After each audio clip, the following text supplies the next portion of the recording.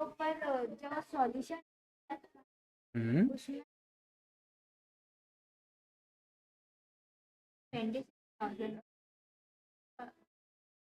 Bank loan, और इधर कितना दे रखा बैंक लोन? इधर 25 दे रखा। तो नीचे पेमेंट के लिए बारे कुछ बोल रहे हैं क्या?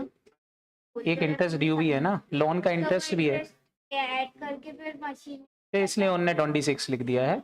आप चाहो तो डायरेक्ट कर सकते हो, आंसर सेम आएगा बेटा। आपको सॉल्यूशन जैसा नहीं करना है, आप चाहो तो रेक्टिफिकेशन के बिना भी कर सकते हो। उन्होंने पहले रेक्टिफाई किया, इंटरेस्ट बुक किया, समझ में आया, और अपना प्रॉफिट कम कर दिया होगा, पार्टनर्स को बांट दिया होगा, है ना। ये P&L का बैलेंस बढ़ा दिया होगा, 9 की जगह 10 बांट दिया होगा। तो 1,000 यहाँ बढ़ाया, 1,000 प्रॉफिट में जोड़ दिया, तो लॉस हो गया। तो ये लोन की जब 25 की जगह कितना हो गया, 26 हो गया। ये प्रॉफिट उन्होंने 10 बांट दिया होगा।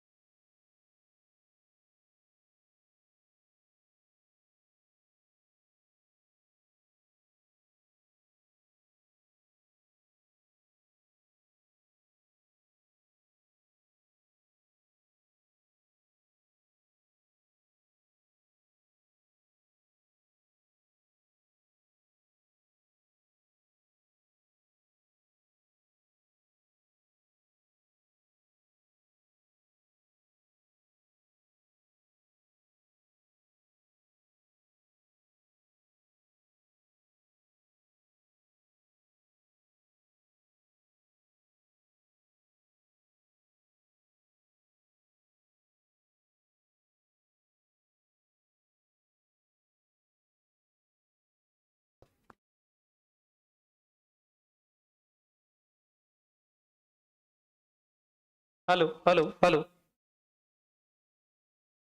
ठीक है भैया, होगी, चलो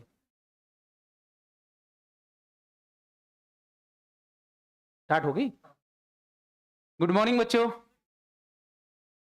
चलो, तो कल जो हमने पढ़ा था इंसॉल्वेंसी ऑफ पार्टनर, समझ में आ गया था अच्छे से। इंसॉल्वेंसी ऑफ पार्टनर मैंने आपसे बोला था, सिंपल सा रूल अदा करना है हमको कि पहले क्या करना है बेटा, आपको क्वेश्चन को ऐसे सॉल्व करना है कि जैसे एक नॉर्मल क्वेश्चन सॉल्व होता है। नॉर्मल क्वेश्चन मतलब ऑर्डिनरी रिजोल्यूशन का। लेकिन ध्यान रखना, अगर कोई रेक्टिफिकेशन है तो ध्यान रखना इंसॉल्वेंसी के क्वेश्चन में रेक्टिफिकेशन करना जरूरी होता है। जैसे फॉर एग्जांपल कार की रिकॉर्डिंग नहीं हुई थी तो करना पड़ेगा, इंटरेस्ट रिकॉर्ड नहीं किया था तो इंटरेस्ट रिकॉर्ड करना पड़ेगा। रीजंस इज बिहाइंड, क्यों? क्योंकि आपको कैपिटल का सही रेशो चाहिए, और कैपिटल का रेशो कब मिलेगा? जब प्रॉफिट आपके सही बटेंगे। क्लियर है कि नहीं? तो रेक्टिफिकेशंस पहली इंपॉर्टेंट चीज होती है, रेक्टिफिकेशंस कर लो, उसके बाद फिर क्वेश्चन सॉल्व करोगे। क्लियर है कि नहीं? फिर आप डिसोल्यूशन का क्वेश्चन सॉल्व कर दो। डिसोल्यूशन का क्वेश्चन सॉल्व करने के बाद मैंने आपसे बोला था कि जो पार्टनर्स इंस्टॉलमेंट हो गया है, जितना पैसा दे रहा उतना ले लो, डेफिशिएंसी निकाल दो, और डेफिशिएंसी को क्या कर देना है आपको? उनकी कैपिटल के रेशो में बांट देना है। एक साइड क्रेडिट लिखा, दूसरी साइड डेबिट लिख दो, काम खत्म हो जाएगा। क्लियर है कि नहीं? इतना एक छोटा सा एडजस्टमेंट था, किसका? फटाफट बोलो, इंसॉल्वेंसी का। और एक पॉइंट वो रहता है जिसके अंदर आप जितने रुपए का रियलाइजेशन लॉस हुआ है उतने की बराबर की क्या बुलाना रहती? खाली कैश, उसकी एंट्री डालना रहती है, और लास्ट में बैलेंसिंग फिगर आपका अपने आप ही टैली हो जाएगा कैश और पार्टनर्स कैपिटल से। क्लियर है कि नहीं? हम कल स्टार्ट किए थे, जो आपको बड़ी दिक्कत दे रही थी वो क्या था बेटा? Highest relative capital method. मैंने कल आपको ये वाला पॉइंट समझा दिया था, बट एक बार और फास्ट रिवीजन में आपका करवा देता हूं। हाईएस्ट रिलेटिव कैपिटल मेथड क्या बोलती कि भैया देखो, जिसकी कैपिटल ज्यादा है पहले पेमेंट उसको होगा, मतलब जितना रुपए उसने ज्यादा लगा रखा होगा दूसरे पार्टनर से, उसको पहले पेमेंट किया जाएगा। फिर जिसने कम लगाई है उसको बाद में पेमेंट। अब किसने ज्यादा लगाई, किसने कम लगाई, वो निकालने के लिए आपको एक वर्किंग नोट बनाना पड़ता है। क्या बनाना पड़ता है? वर्किंग नोट बहुत ही इजी है, इसमें कोई दम नहीं है। बस आपको क्या करना है, जो इनकी कैपिटल है, कैपिटल कैसे निकालोगे? सारे रिजर्व एंड सरप्लस को प्लस और माइनस करने के बाद। समझ में आ रहा कि नहीं? तो रिजर्व एंड सरप्लस को प्लस और माइनस कर लो, प्लस और माइनस करने के बाद क्या निकाल लो? फटाफट बोलो, कैपिटल। क्या निकाल लो? जोर से बोलो, कैपिटल। तो ये आपकी कैपिटल आ गई। एडजस्टेड कैपिटल जो reserve and surplus balance sheet में आ रहे थे वो सब प्लस माइनस करने के बाद, तब इस कैपिटल में आपको पता करना है कि किसकी कैपिटल ज्यादा है।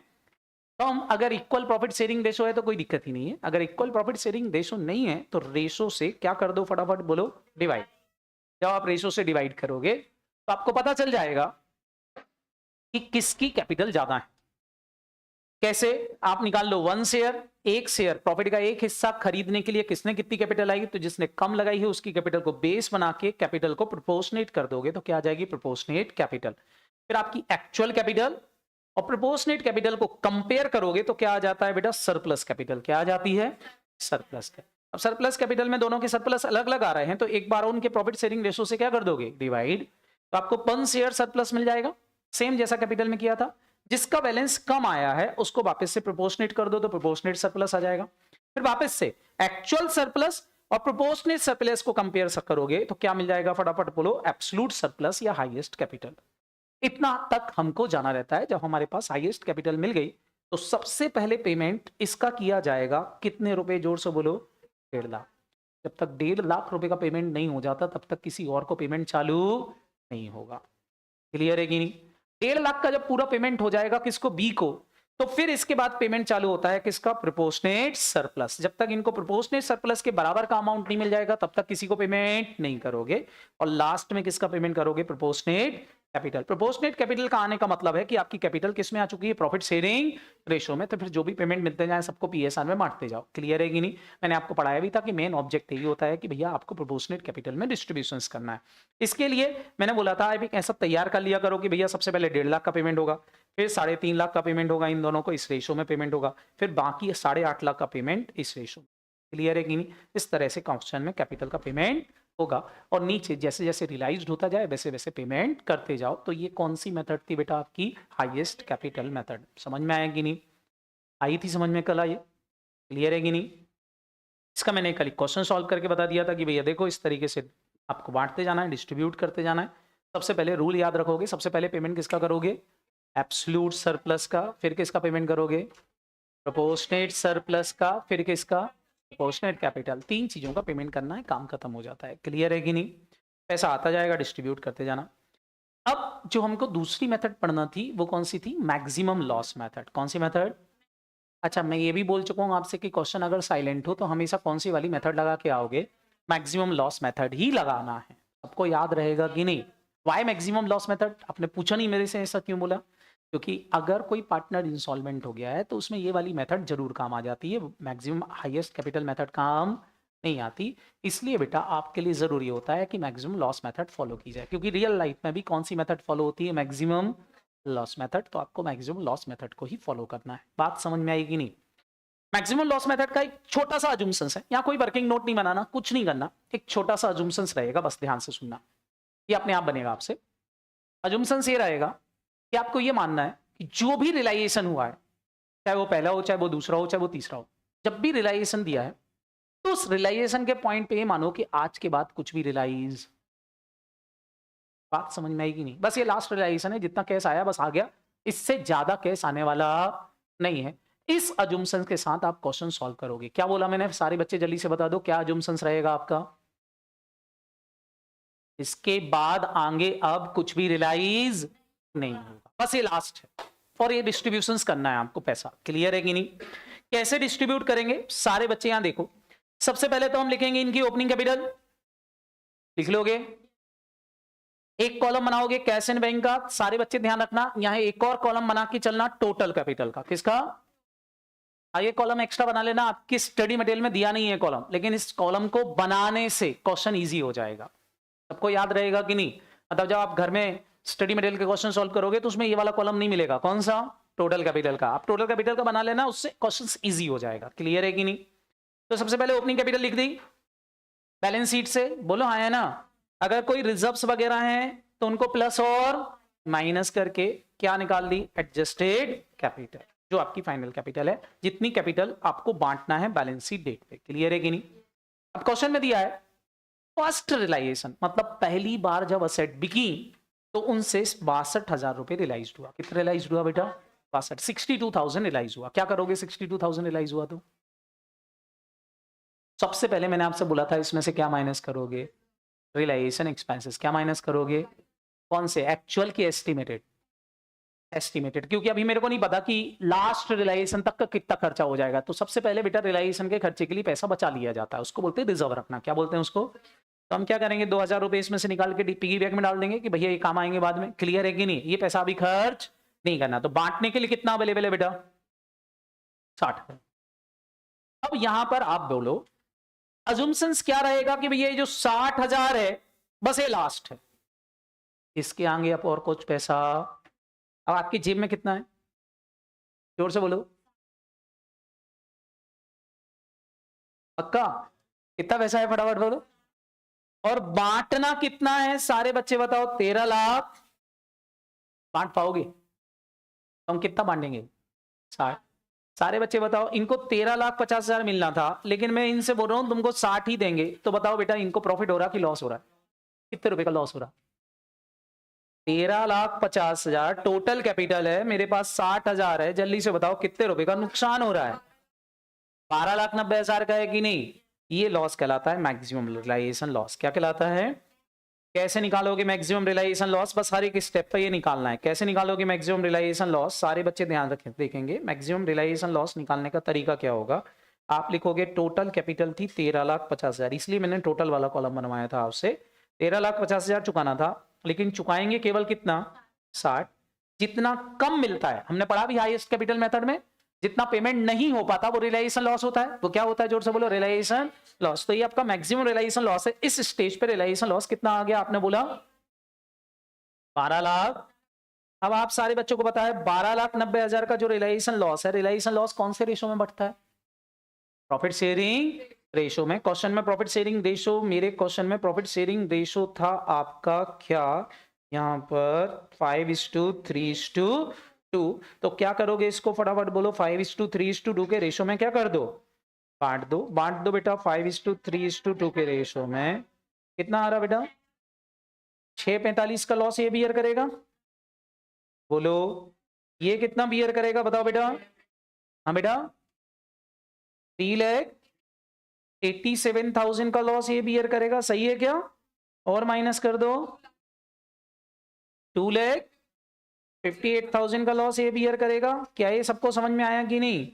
जब आप लॉस बियर करवाओगे तो इनकी कैपिटल का बैलेंस देख लो जरा। कैपिटल का बैलेंस क्या आ गया? 4,25,000 में से 6,45,000 गया। बताओ कितना बैलेंस आया? 4,25,000 की कैपिटल थी, इतने का लॉस बियर करेगा। बताओ कितना आ गया? 2,20,000 पॉजिटिव बैलेंस आ रहा कि निगेटिव आ रहा है? निगेटिव आ गया। क्लियर है कि नहीं? और बोलो जरा, यहां क्या आ रहा है? 6,15 - 3,87, 2,00,000 पॉजिटिव बैलेंस आ रहा है क्या? हाँ इसका पॉजिटिव आ रहा है, इसका निकाल लो। 3 10 माइनस 2 58 कितना आ रहा? 52,000। क्या ये सबको समझ में आया? इसका भी पॉजिटिव आया, करते बनेगा कि नहीं? मेरे को बताओ, क्या मैक्सिमम लॉस निकाल पाओगे? अच्छा, मैक्सिमम लॉस निकालते समय अभी आपने कोई पेमेंट किया क्या? अभी कोई पेमेंट नहीं किया, बस सोचना है कि थिंकिंग है कि अगर मेरे पास केवल 60,000 है और मेरे को चुकाना था 13,50,000, तो कितने रुपए डूब जाएंगे पीछे? 12,90,000। 12,90,000 जो डूब जाएंगे वो अब मेरे को मिलने वाले नहीं है। तो 12,90,000 का रियलाइजेशन लॉस है, अगर ये बियर करेंगे तो कैपिटल ऐसी हो जाती। अच्छा सारे बच्चे बताओ, जिसकी कैपिटल का नेगेटिव बैलेंस आ गया, इसका मतलब उससे पैसा बुलाना है? बोलो। कैपिटल का नेगेटिव बैलेंस है मतलब उसको ज्यादा लॉस बियर कर लिया, ज्यादा लॉस बियर कर लिया तो उससे पैसा बुलाएंगे। तो बताओ किससे पैसा लेना है? ए से। कितने रुपए लेना है? लेकिन मैंने अजम्पशंस क्या लिख रखा, आप मांगोगे लेकिन वो पैसा क्यों नहीं देगा? अरे इंस्टॉलमेंट नहीं हुआ है लेकिन वो पैसा क्यों नहीं देगा? क्योंकि मैंने बोला था बस जो पैसा आया है वो आपका अंतिम रियलाइजेशन है, इसके बाद 1 रुपए भी। तो अब यहाँ एक अजम्पशंस रहेगा, हमने पैसा मांगा और उसने नहीं दिया, तो दैट मीन्स 2,20,000 रुपए की क्या आ गई फर्म में? जोर से बोलो, डेफिशिएंसी। क्या आ गई? कौन से पार्टनर की डेफिशिएंसी आ गई? फटाफट बोलो। एक ही। किसकी आ गई बेटा? एक ही। इसको बोलोगे डेफिशिएंसी ऑफ पार्टनर ए। सबको समझ में आया कि नहीं? तो ये डेफिशिएंसी ऑफ पार्टनर ए का क्या करेंगे बताओ बेटा? डेफिशिएंसी ऑफ पार्टनर ए का क्या करोगे? बोलो। ये डेफिशिएंसी बियर करते हैं कौन partner? Solvent partner. Solvent partner कौन से रेशो में? प्रॉफिट शेयरिंग रेशो में नहीं, याद करो, हमने गार्नर वर्सेस मरे रूल लग जाएगा। कैपिटल का रेशो कौन सा लोगे? एडजस्टेड कैपिटल, क्योंकि यहाँ फ्लक्चुएटिंग कैपिटल थी तो कौन सा रेशो रहेगा? एग्जिट से। एडजस्टेड रेशो क्या हो जाएगा? 615:310। बांट दो जरा इस डेफिशिएंसी को 615:310 में। 2,10,000 को बांट, सॉरी 2,20,000 को बांट दो। बांटो जरा 2,20,000 को 615:310। कितना बांटना आता है? बांट दो इस रेशो में। रेशो बड़ा हो गया तो डर तो नहीं जाओगे? कितना आ रहा? कितना? 1,46,270। इतना लॉस ये बियर करेगा? बोलो। और ये कितना करेगा? दूसरा निकालो, दूसरे वाले का। 3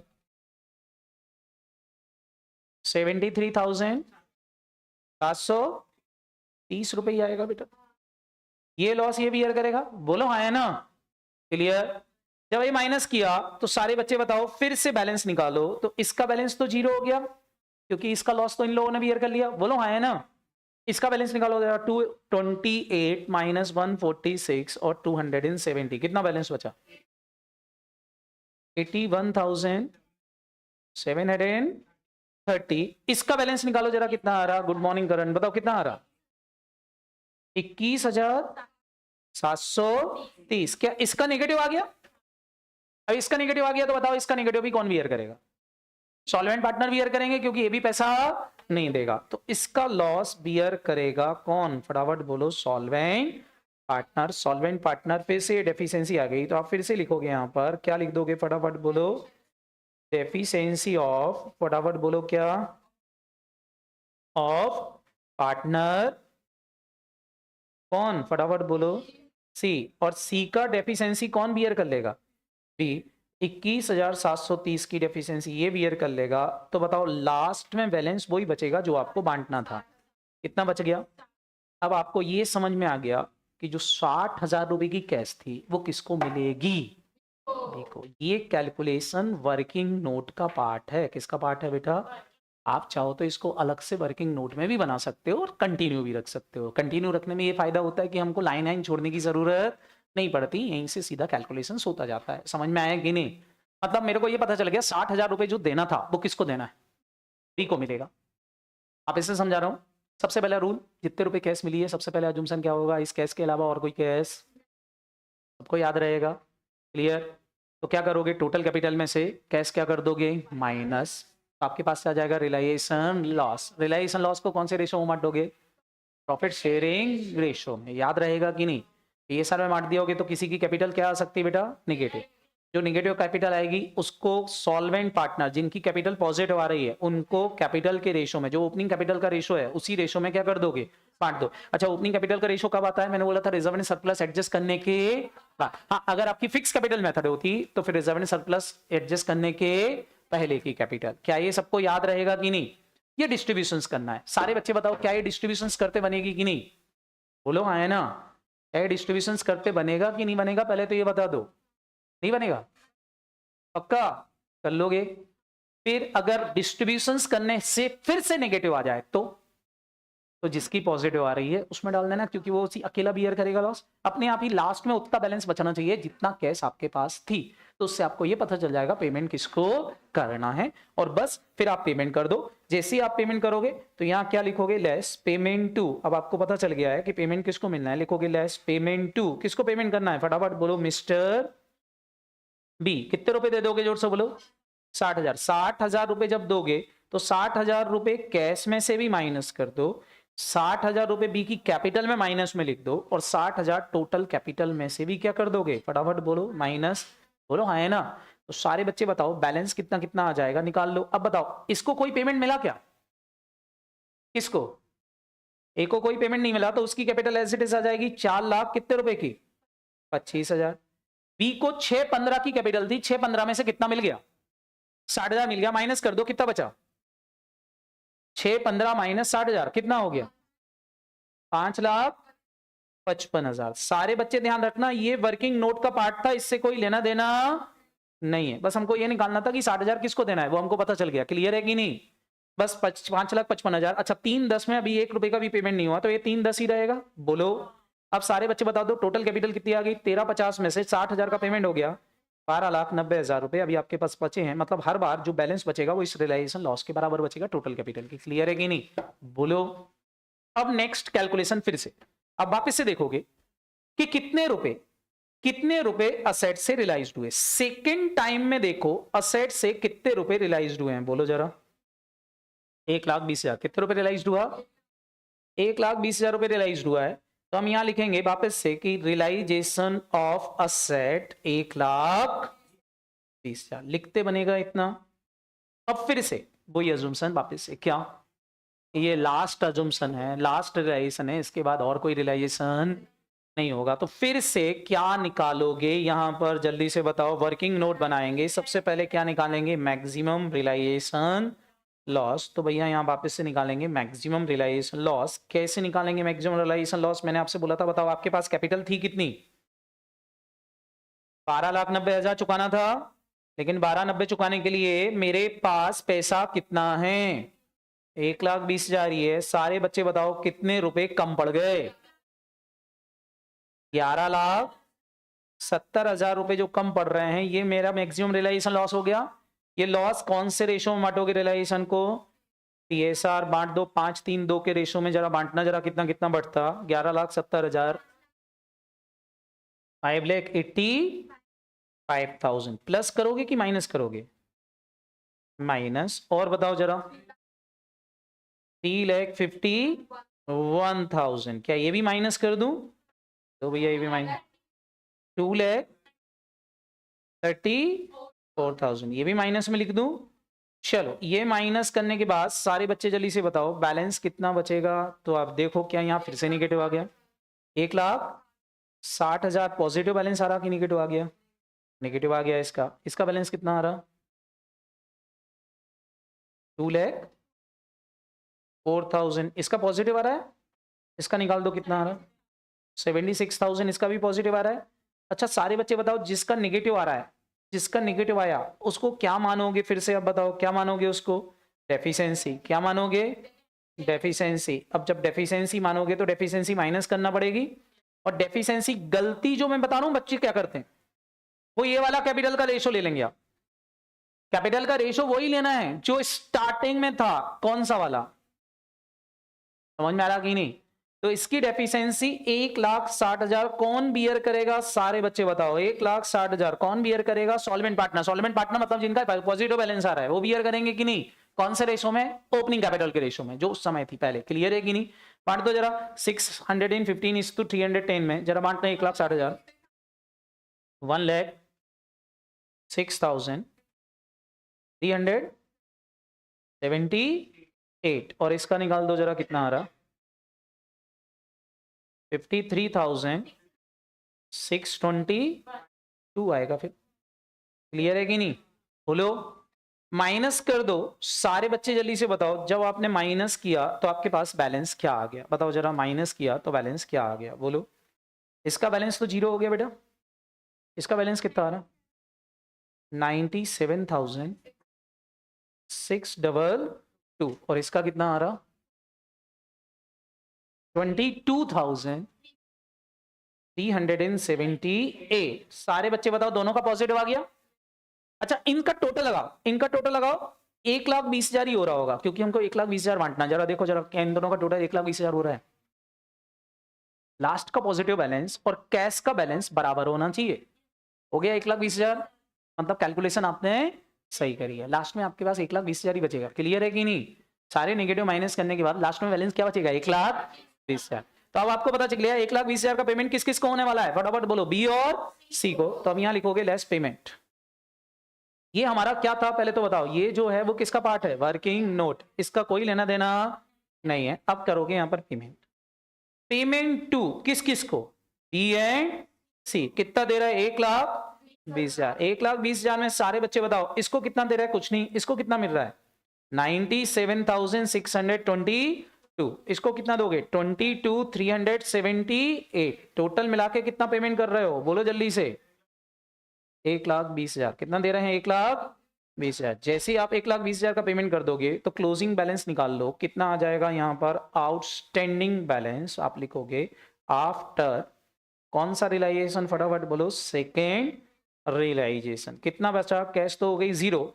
यहां बताएं बेटा, इसको 1 रुपए का पेमेंट नहीं किया तो इसका 4,25,000 अभी भी कैपिटल चल रही है क्योंकि इसको कोई पेमेंट नहीं मिला। तो 4,25 का 4,25 अभी भी चल रहा है। बोलो। इसका बताओ 5,55,000 में से इतना दे दिया, कितना बचा? 5,55 में से इतना दे दिया, कितना बचा? 4,57,378 बच गया। इसका कितना बच गया? 3,10,000 में से 22,000 रुपए दे दिया। 3,10,000 में से 22,000 दे दिया। बताओ कितना बचा? 2,87,622 और क्लोजिंग बैलेंस कितना बचा? 11,70,000। देखो जरा 11,70 बचा क्या? बोलो। हर बार रियलाइजेशन लॉस के बराबर की कैपिटल बचेगी। क्लियर है कि नहीं?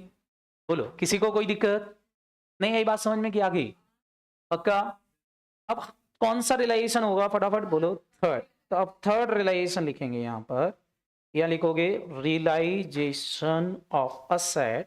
कितना रियलाइज हुआ सेट से? थर्ड। क्वेश्चन खुद बताएगा। देखो जरा, क्वेश्चन बोल रहा था तीसरी बार जो रियलाइजेशन हुआ वो कितना हुआ है? 2,80,000। बोले अब 280 रियलाइज हुआ तो क्या करोगे? फटाफट बोलो। यहां कितना लिख दोगे? 2,80,000। फिर से सारे बच्चे जल्दी से बताएंगे। फिर से सारे बच्चे जल्दी से बताएंगे। क्या निकालेंगे पहले तो? Maximum realisation loss. कैसे निकालते हैं सबको समझ में आ गया है? फटाफट फटाफट जल्दी से निकाल दो। मैक्सिमम रियलाइजेशन लॉस कितना आएगा? कितने रुपए चुकाना थे? 11,70,000 चुकाना था। लेकिन कितने रुपए दे चुका हूं? कितने रुपए ही हमारे पास? 2,80,000 ही है। कितना नहीं चुका पाएंगे? 8,90,000 नहीं चुका पाएंगे। सारे बच्चे जल्दी से बता दो। 8,90,000 जो नहीं चुका पाओगे वो क्या है? रियलाइजेशन लॉस है। ये लॉस कौन से रेशो में बढ़ जाएगा?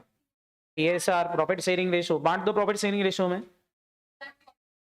4,45,000 सही है क्या? और बताओ। 2,67,000 और 1,78,000। ये लॉस बढ़ गया। लॉस बांटने के बाद हम बैलेंसिंग फिगर निकालें तो बताओ इसकी कैपिटल वापस से निगेटिव आ गई। कितनी? 20,000। इसमें निगेटिव आ रहा है। बोलो। यहां कितना आ रहा? 457,378 में से 267,000 माइनस कर दो। कितना आ रहा?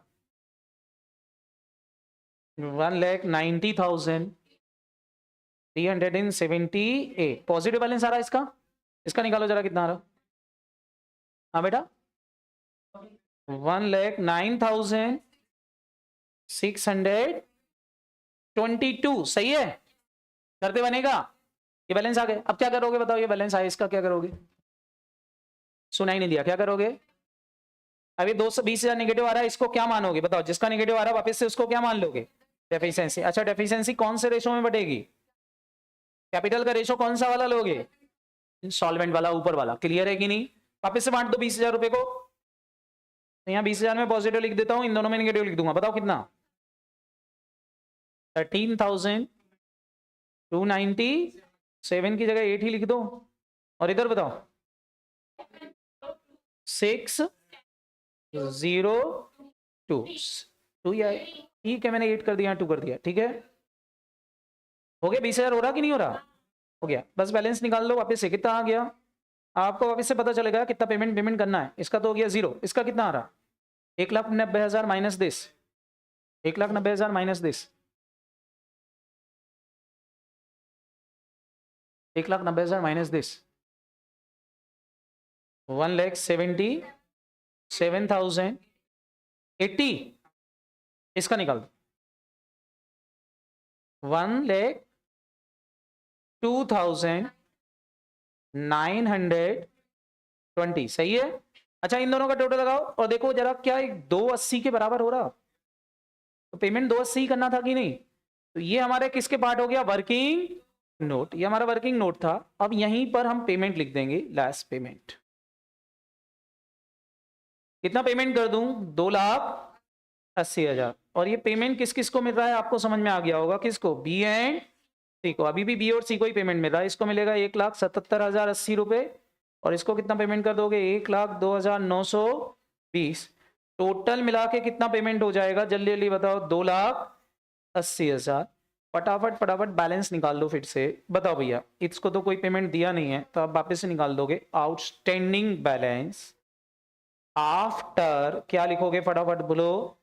Third realisation. कितने रुपए का बैलेंस बचा? तो कैश तो 0 है। यहां बताओ, इसको 1 रुपए का पेमेंट नहीं मिला, इसके ऊपर तो एक बूंद नहीं गिरी पानी की। 4,25 का 4,25 ही चल रहा है। गरीब को 1 रुपए भी नहीं दिया अभी तक। इसको कितना? इतना था, इतना और दे दिया। बताओ कितना बचा? 2,80,098। और इसका इतना था, इतना पेमेंट कर दिया। कितना बचा? कितना? 1,84,722 की 2 और इधर आपके पास बचा होगा 8,90,000। सही है क्या? समझ में आ रहा है? इतना क्लियर हुआ? बहुत इजी है। क्लियर? अब फिर से कौन सा रियलाइजेशन होगा? Fourth realisation. तो फिर से लिखना है फोर्थ रियलाइजेशन ऑफ असेट। कितना रियलाइज हुआ? हाँ 30 थोड़ी ना, नहीं नहीं नहीं नहीं नहीं, फोर्थ रियलाइजेशन 30 थोड़ी ना होगा। 3 लाख। कितना है बेटा? 3 लाख। तो 3 लाख रुपए रियलाइज हुआ। कितना रियलाइज हुआ बेटा? 3 लाख। अब मेरे को ये बताओ, 3 लाख रुपए रियलाइज हुआ, फिर से क्या निकालोगे यहां पर? बोलो मैक्सिमम रियलाइजेशन लॉस। इस स्टेज पे रियलाइजेशन लॉस कितना आ रहा है? तो चुकाना कितना था? 8,90,000। पैसा कितना है? 3 लाख। कितना नहीं चुका पाएंगे? 5,90 नहीं चुका पाएंगे। 5,90 जो नहीं चुका पाएंगे वो मेरा रियलाइजेशन लॉस है। बांट दो 5, 3, 2 में। बताओ बेटा कितना कितना? 2 लाख 95,000। 295। ठीक है, इधर बताओ 1,77,000। इधर 1,18,000। बैलेंस निकालें क्या? अब सब में पॉजिटिव आ रहे हैं? बोलो। कोई डिफिशिएंसी नहीं आई। बताओ कितना आ गया? 4,25 माइनस 2, 1,30,000। समझ में आया कि नहीं? बोलो। इसका बैलेंस बताओ जरा। 280 और 298 माइनस 1, 1,03,000। 238 और इसका 66,000, 66,702।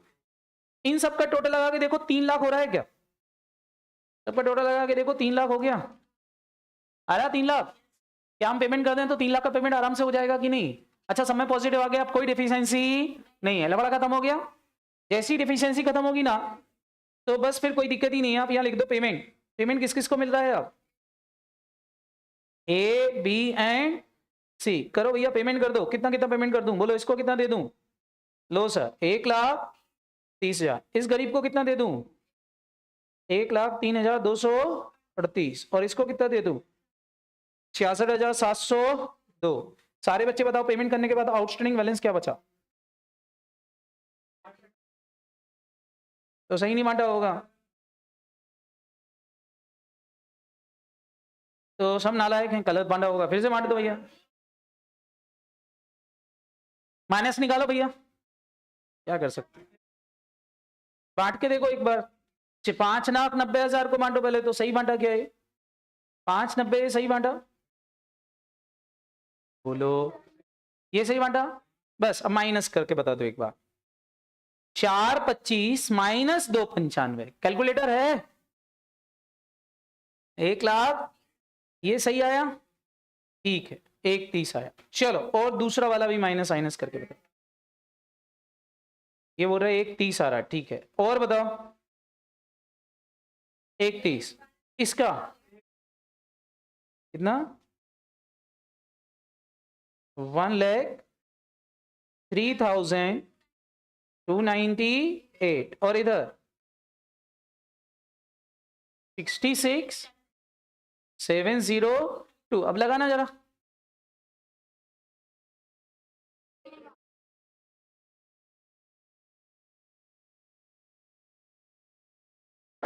अभी 3 लाख हो रहा कि अभी भी 3 लाख नहीं हो रहा? हो रहा है 3 लाख। देखना किसको जोड़ रहे हो भैया, किसको जोड़ रहे हो? ये जोड़ना है 1,30 ए और ये कितना हो रहा? 3 लाख हो रहा। किसका नहीं हो रहा 3 लाख? नहीं नहीं, किसका 3 लाख नहीं हो रहा है? मैं उससे पूछना चाहता हूँ, कौन है जिसका 3 लाख नहीं आया है टोटल? किसका नहीं आया? आ गया? चलो, हद हो गई यार, बोले 3 लाख नहीं आ रहा। चलो बताओ कितना करें? यहाँ पर क्या लिख दूं? फटाफट बोलो, यहाँ क्या लिख दूं? इसको कितना पेमेंट करेंगे? इसको कितना करेंगे? 296। और इसको कितना करेंगे? 66,702। ये जो आया यही पेमेंट करना है, कर दो पेमेंट। इधर 3 लाख, इधर 3 लाख, इधर भी 3 लाख। बैलेंस निकालो। आप नहीं भी निकालोगे तो भी मैं बता दूंगा। इधर आ रहा होगा 295। बोलो, इधर आ रहा होगा 177। इधर आ रहा होगा 111। यही आ रहा है 1,18,000। और इधर आ रहा होगा 5,90,000। बोलो, मजा आया? बेटा ध्यान रखना, अगर डेफिशिएंसी आना बंद हो गई, क्या आ गई? तो बेटा आपकी कैपिटल प्रॉफिट शेयरिंग रेशियो में आ गई। किस में आ गई? और एक बार कैपिटल प्रॉफिट शेयरिंग रेशियो में आ गई तो फिर सारे पेमेंट किस में करते जाओ? प्रॉफिट शेयरिंग रेशियो में। फिर मैक्सिमम लॉस निकालने की जरूरत नहीं। समझ में आया कि नहीं? क्या बोला मैंने? फिर से बोलो। एक बार आपकी कैपिटल किसके बराबर दिखने लग जाए? रिलायेशन लॉस जो ऊपर बांटा था उसके बराबर बिल्कुल एक जैसी आना चालू हो जाए, तो समझ जाओ कि कैपिटल कौन से रेशो में आ चुकी है?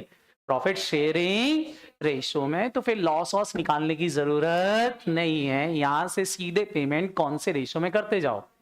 पीएसआर में करते जाओ, काम खत्म हो जाएगा। क्लियर है कि नहीं? तो अब देखो जरा, फिफ्थ रियलाइजेशन जो हुआ था, फिफ्थ रियलाइजेशन जो हुआ था वो कितना हुआ था? बताओ जरा। फिफ्थ रियलाइजेशन ऑफ असेट कितना था? 4,50,000 था शायद। कितना था? 4,50,000। तो बस बेटा जब आप यहाँ 4,50,000 लिखोगे तो 4,50,000 को अब सारे बच्चे बताओ क्या करोगे? अब मैं लॉस वॉस निकालूं कि बांट दो सीधा?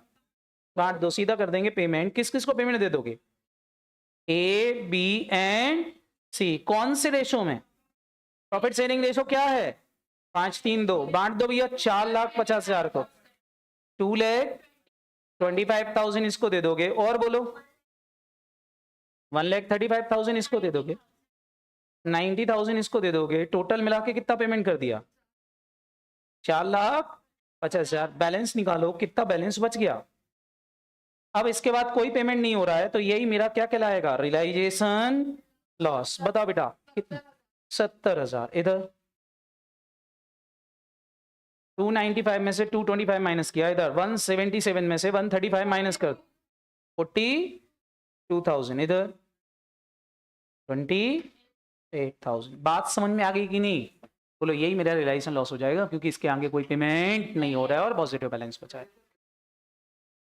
इसको पेपर में करने में मुश्किल से मुश्किल 8 मिनट 7 मिनट 8 मिनट में हो जाता है।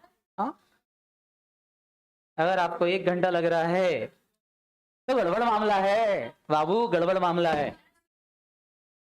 10 मिनट में आराम से सॉल्व हो जाता है, 10 मिनट से ज्यादा का समय नहीं लगता है। वो बात अलग है कि आपको कैलकुलेटर चलाना नहीं आता, लिखना नहीं आता, स्पीड नहीं है, तो प्रॉब्लम है बाबू आपके साथ में। क्लियर है कि नहीं? अगर फाउंडेशन का पेपर छूट रहा है इसका मतलब आपकी स्पीड बहुत ही कम है, बहुत ही कम। समझ में आ रहा है? 10 मिनट से ज्यादा का क्वेश्चंस होते ही नहीं है। एक बार आप चालू करते हो, अगर कॉन्सेप्ट क्लियर है तो। हाँ, आपको कॉन्सेप्ट ही क्लियर नहीं है, डेफिशिएंसी का पता नहीं कैसे बांटते हैं, मैक्सिमम रियलाइजेशन लॉस का पता नहीं है कैसे। एक जैसा काम तो करना है, लॉसेस बांटना है, पेमेंट करते जाना है, लॉसेस बांटना है, पेमेंट करते जाना है। समझना जैसा कुछ है ही नहीं कि आपको समझना है कुछ स्पेशल। क्लियर है कि नहीं? 10 नंबर का क्वेश्चन आएगा, बहुत आराम से कर सकते हो। क्लियर है कि नहीं? मतलब 10 मिनट में क्वेश्चन सॉल्व हो जाता है अगर आपको प्रॉपरली आ जाए तो। समझ में आया कि नहीं? बोलो करते बनेगा कि नहीं? तो ये था हमारा क्या, फटाफट बोलो, रिलेशन लॉस से रिलेटेड बातें। सारे बच्चे ध्यान रखेंगे, इस तरह के क्वेश्चंस आते हैं। मैं आपको शेयर करूंगा कुछ क्वेश्चंस, आप आराम से बैठ के घर पे क्या कर सकते हो, इसको सॉल्व कर सकते हो। क्लियर है कि नहीं? तो थोड़ा सा ध्यान रखेंगे। एक और पॉइंट आता है यहाँ पर कि अगर कोई पार्टनर बीच में असेट टेक ओवर करके ले जाए, बीच में असेट टेक ओवर करके ले जाए, तो सारे रेशो वापस से कैलकुलेशंस करना पड़ेंगे। जिस स्टेज पे वो ले जाएगा तो आप मानना क्वेश्चन वहीं से वापस से स्टार्ट हो गया। समझ में आ रहा कि नहीं? मतलब वही कैपिटल हो जाएगी, वही सारी चीजें हो गई और आगे के कैलकुलेशंस बिल्कुल वैसे सॉल्व हो जाएंगे जैसे पहला क्वेश्चन से स्टार्ट किया था। क्लियर है कि नहीं? मतलब हर एक कैलकुलेशंस आपको क्या करना पड़ेगा, वहीं से वापस से स्टार्ट करना पड़ेगा। मतलब जो पुराने रेशो इशू निकाले थे, पुराना जो कैलकुलेशंस किया था, वो सब क्या हो जाएगा, गलत, क्योंकि आपके हिसाब से पेमेंट कुछ और बन रहा था और वो असेट कुछ और वैल्यू के लेके चला गया। तो उस स्टेज पे ऐसा मानना कि क्वेश्चन वापस से स्टार्ट हो गया है। समझ में आया कि नहीं? और क्वेश्चंस को सॉल्व करना रहता है। तो ये पॉइंट भी आपके क्वेश्चंस में कई बार आ जाते हैं जो आपको करना रहते हैं। क्लियर है कि नहीं? तो ये था बेटा बेसिकली आपका पार्टनरशिप। इससे ज्यादा आपको कुछ करने की जरूरत नहीं है। स्टडी मटेरियल के अंदर अगर आप क्वेश्चंस इसके देखो, स्टडी मटेरियल के अंदर अगर आप इसके क्वेश्चंस कुछ देखो, तो आपका स्टडी मटेरियल पार्टनरशिप रिजोल्यूशन का ये रहा। और इसके अंदर देखो तो आपके मैक्सिमम क्वेश्चंस आप देखोगे तो ऑर्डिनरी रिजोल्यूशन तो मिलता ही नहीं है, क्वेश्चंस ही नहीं मिलते हैं, एक ही क्वेश्चंस मिलता है। बेसिकली चालू कहां से होता है, इंसॉल्वेंसी। कहां से चालू हो रहा है, इंसॉल्वेंसी से। ये क्वेश्चन मैंने कल आपको करवा दिया था, कौन सा, PQR वाला, यही करवाया था कल। तो ये क्वेश्चन ऑलरेडी मैं करवा चुका हूं आपका PQR वाला।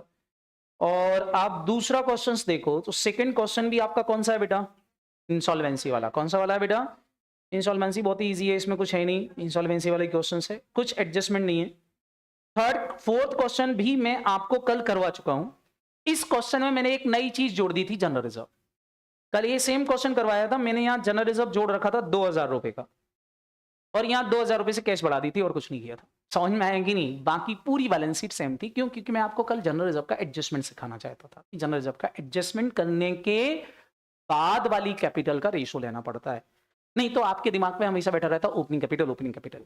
ओपनिंग कैपिटल का रेशो तब लेना है जब आपकी मेथड कौन सी कैपिटल हो, फिक्स कैपिटल हो। कौन सी कैपिटल हो, फिक्स कैपिटल हो, तो लेना है, नहीं तो नहीं लेना रहता। अब कई लोगों को ये नहीं पता होगा फिक्स कैपिटल क्या होती है, फ्लक्चुएटिंग कैपिटल क्या होती है। कितने लोगों को पता है फिक्स कैपिटल और फ्लक्चुएटिंग कैपिटल क्या होती है? चलो आज एक टेस्ट ले लेता हूं।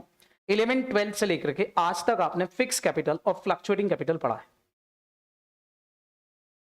क्या आप मेरे को बताओगे फिक्स कैपिटल और फ्लक्चुएटिंग कैपिटल में फर्क क्या होता है? चलो आज तुमसे पूछ लेता हूं। चलो अभी तक फाउंडेशन में आ गया हम। फिक्स कैपिटल और फ्लक्चुएटिंग कैपिटल का मीनिंग बता दो। फिक्स कैपिटल और फ्लक्चुएटिंग कैपिटल का मतलब क्या है, कौन बताएगा? दो अकाउंट्स बनते हैं, वेरी गुड। ये तो कोई गधा भी बता देगा। मैं डिफरेंस पूछ रहा हूं कि दोनों में मतलब क्या है। वो सेम होता है।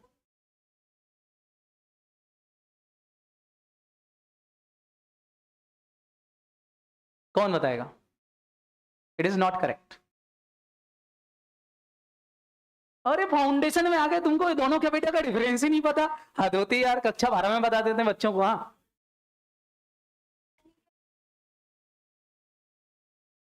अरे यार फिर वो आगे ओपनिंग क्लोजिंग कैसे रहेगी? मैं एडिशनल कैपिटल लगा दूं तो भी सेम रहेगी। नहीं नहीं नहीं, फालतू बात है, ऐसा कुछ भी नहीं होता।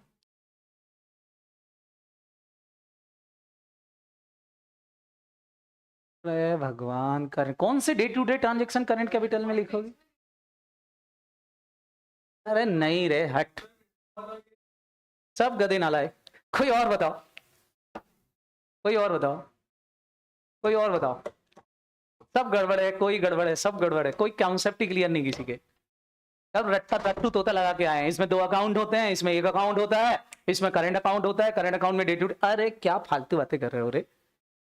ये है फ्लक्चुएटिंग कैपिटल, मतलब कक्षा 11 क्लास 11। मतलब याद करो, बैलेंस शीट बनाते थे और बैलेंस शीट के अंदर जो आपकी कैपिटल होती थी, क्या होती थी? जोर से बोलो।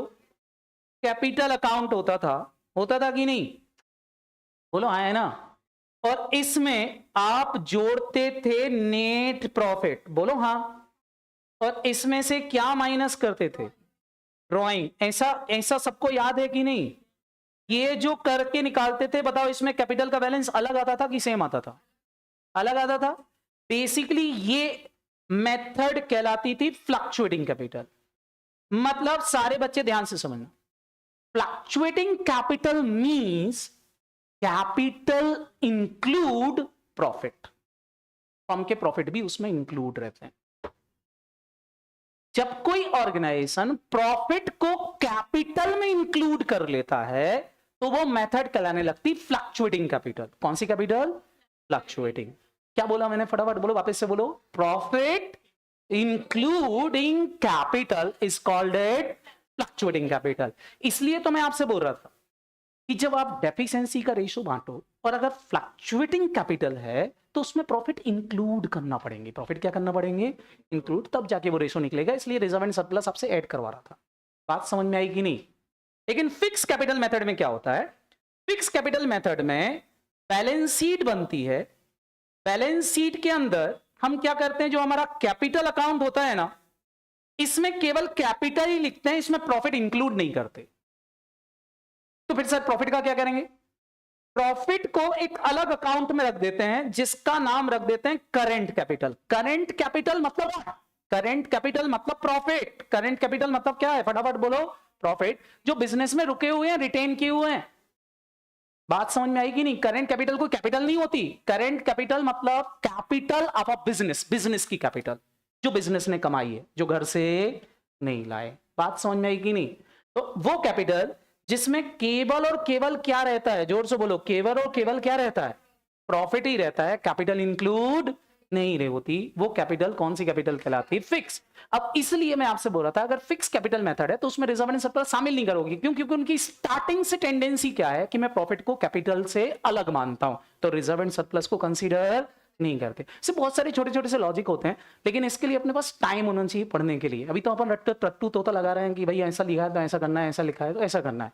क्लियर है? बट बेसिकली अगर देखा जाए तो लॉजिकली इन चीजों को पढ़ा जाए तो चीजें रटने की जरूरत नहीं पड़ती कि ऐसा क्यों लिखा है। समझ में आया कि नहीं? इतना सबको समझ में आया कि नहीं? क्लियर? तो आज के बाद कोई पूछे फिक्स कैपिटल मतलब क्या है, तो आप बोलोगे कैपिटल एक्सक्लूडिंग प्रॉफिट। वो कैपिटल जिसमें प्रॉफिट इंक्लूड नहीं होता है।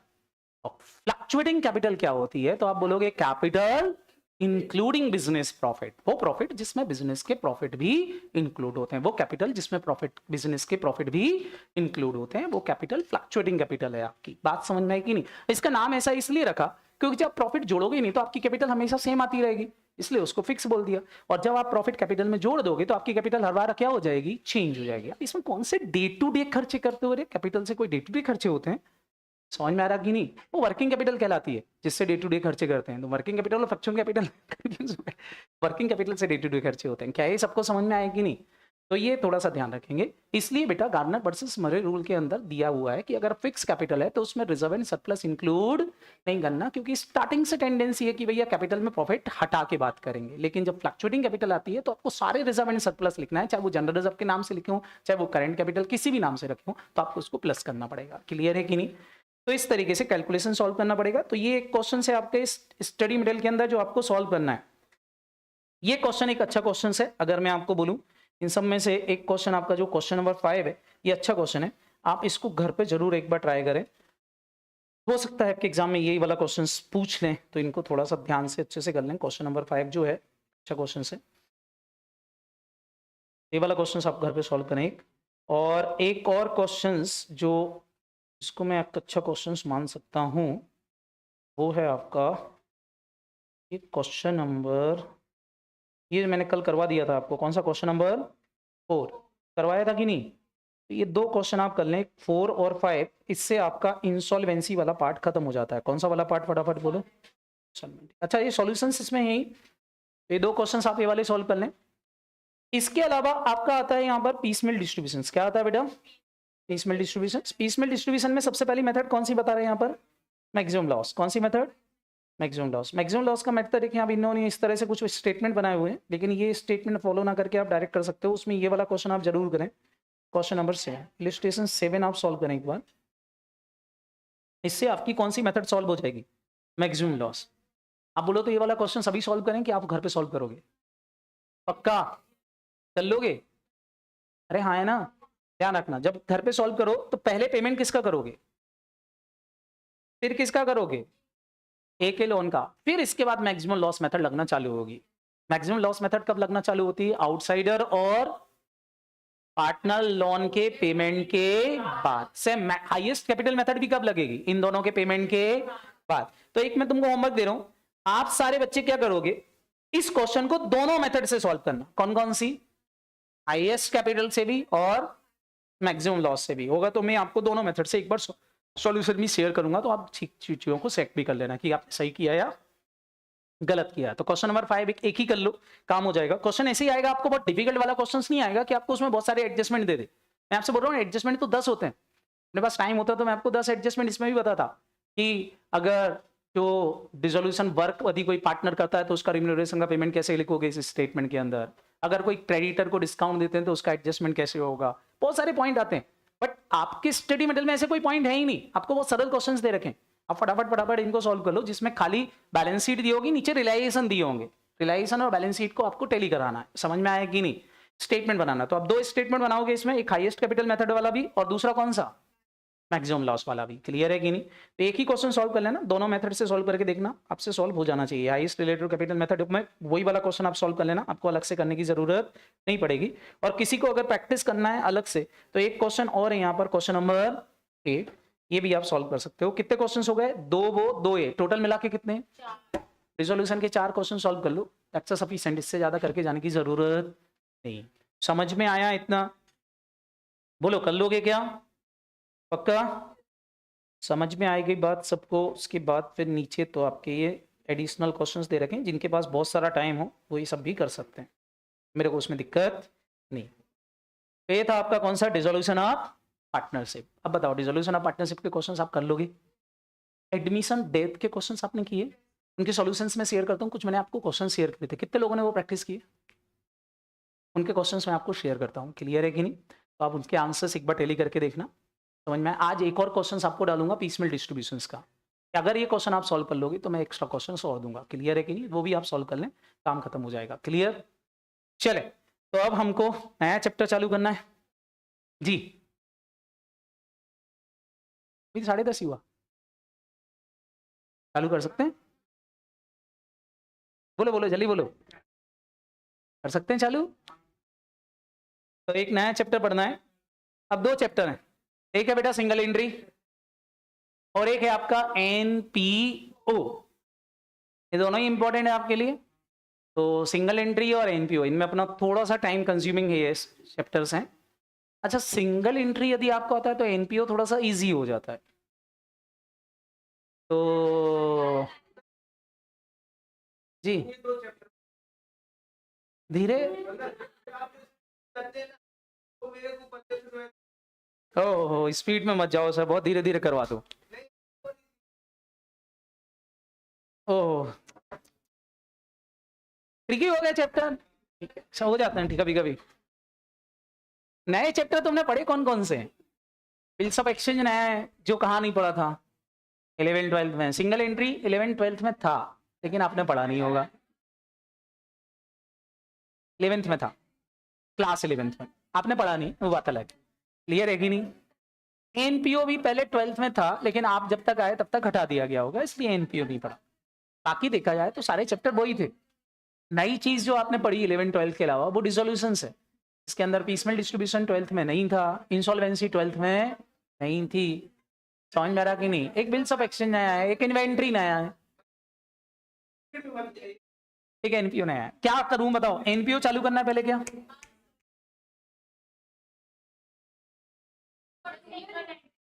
दोनों चैप्टर में सबसे ज्यादा डिफिकल्टी किस में है, एनपीओ में कि सिंगल एंट्री?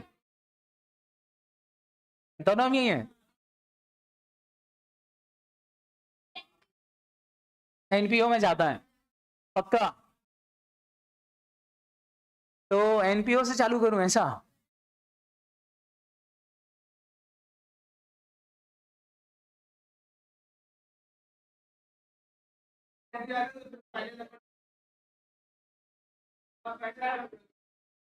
अच्छा अच्छा, हाँ जी। बबलू भैया को तो सब पढ़ना है, बबलू भैया सब पढ़ चुके हैं, वो तो आईएएस बन चुके हैं, तुमको पता नहीं है। ये बबलू है उस, ये बबलू। तो पहले सिंगल एंट्री करवा दूं क्या? सिंगल एंट्री हमारे कुछ बच्चे पढ़ चुके हैं ऑलरेडी, रिवीजन करवा दूं इसका एक फास्ट।